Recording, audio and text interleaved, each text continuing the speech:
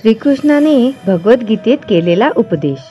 लोकांनी कितीही नावे ठेवली तरी योग्य तेच करणाऱ्या निष्पापांना न्याय मिळवून देणाऱ्या श्रीकृष्णाने लोकांच्या दूषणांची कधीच पर्वा केली नाही.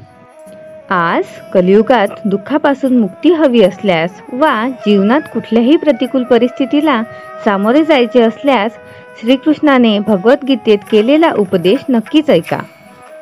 ईश्वराला पूर्णपणे समर्पित व्हा.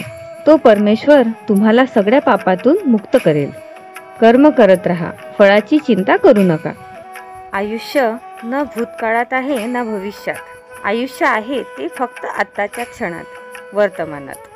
क्रोधामुळे माणसाची बुद्धी भ्रष्ट होते आणि भ्रष्ट झालेल्या बुद्धीमुळे माणूस स्वतःचेच नुकसान करून घेतो. जे घडून गेले ते चांगलेच घडले, जे घडते ते चांगल्यासाठीच घडते आणि जे घडणार आहे ते चांगलेच घडणार आहे.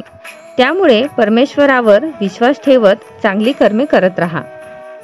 अशांत मनावर नियंत्रण मिळवणे कठीण असले तरीही विशिष्ट अभ्यासाने मनावर विजय मिळवता येतो.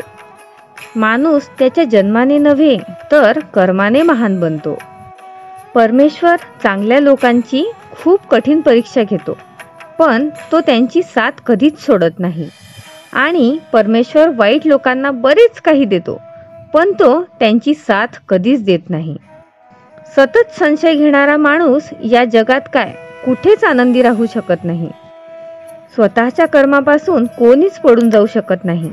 कर्माचे फळ प्रत्येकालाच भोगावे लागते. हाच कर्माचा सिद्धांत आहे.